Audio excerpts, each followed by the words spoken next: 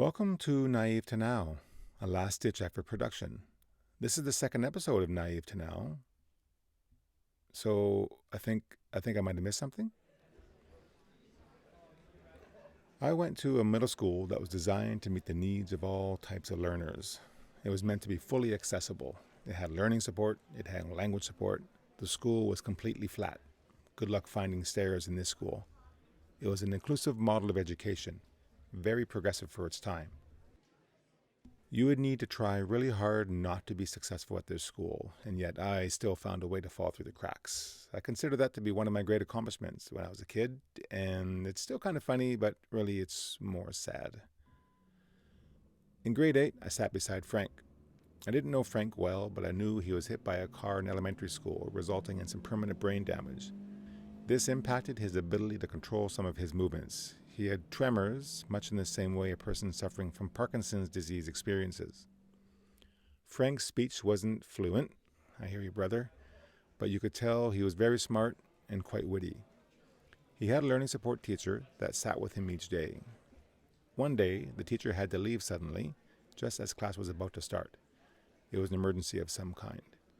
The support teacher turned to me and said, "Look, you need to help Frank take notes and make sure he understands everything before he leaves." This guy had way more confidence in me than I did. I'm not even sure if I took notes back then, and I was pretty sure I didn't know what taking notes actually meant. I remember a few things from that day. First, the class went by in a snap. Now, to be fair, all of my classes went by in a snap because usually I was asleep. The other thing I remember, more specifically, was the grade I received on the next unit test. I am a proud C student. On this test, I received a B. No big deal, right? Except if you think about it, on the entire test, I still scored a C, except for the section that I worked with Frank. On that section, I received an A+.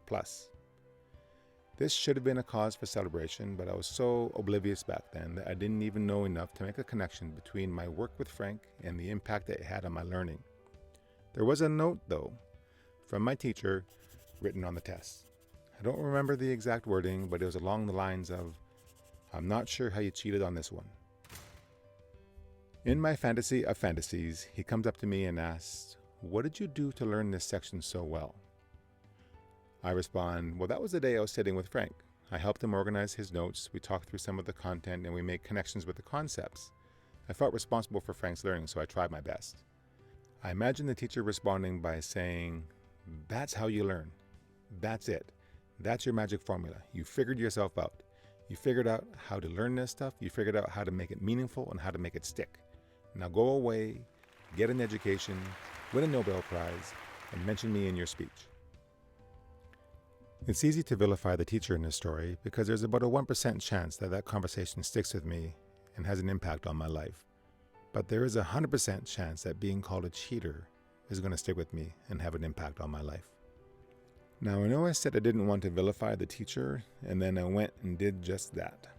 At the time, a good teacher was one that delivered content and had the students regurgitate that content. Learning perspectives that we hold today didn't exist in the mainstream 35 years ago. Students learning from students wasn't a thing that most students would even want to do back then. That's why my fantasy conversation didn't happen. Not that he was a bad teacher, it was because at that time he was doing what teachers did. For me, it was a missed opportunity. For the teacher, it was not only a missed opportunity, it was also his responsibility to notice. In a perfect world, the teacher notices, the teacher says something, the student listens. Who knows whether or not I would have agreed or if it would have stuck with me or paid attention or even cared, but it would have been nice to at least have the chance. Speaking of chances, what were the chances that Frank and I were going to leverage that moment into something more powerful for our learning? What were the chances we were even going to be given the chance for this moment to exist? For this to happen, I had to sit beside Frank. Frank had to have a learning support teacher. That teacher needed to have something urgent happen outside of work. That teacher needed to leave immediately and ask the first person he saw to help Frank. Why did all those unintended things need to happen before we were given a chance to learn in a more meaningful way? As an educator, I always look for the things that are working for students. I actually structure my classes in a way for students to showcase their approach to learning. I prioritize students writing their own learning stories to help identify those powerful moments. Those stories are shared with everyone in the off chance that one student knows something that another one doesn't. FYI, everyone knows something we don't.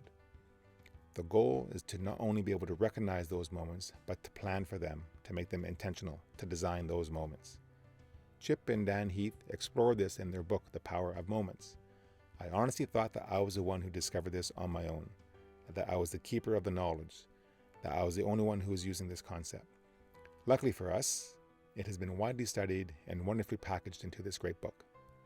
As an educator myself, I understand the impossibility or the challenges of knowing everything about every student meeting all their needs. That's why it's so important to teach the students how to do this themselves, how to be cognizant of their learning progress, how to be aware of the things that are working for them and the things that are not. Even if there's only 1% chance, investing in these skills is 100% worth it. Thank you for listening to Naive2NOW, a last-ditch effort production. This is the second episode, and yeah, I did miss something.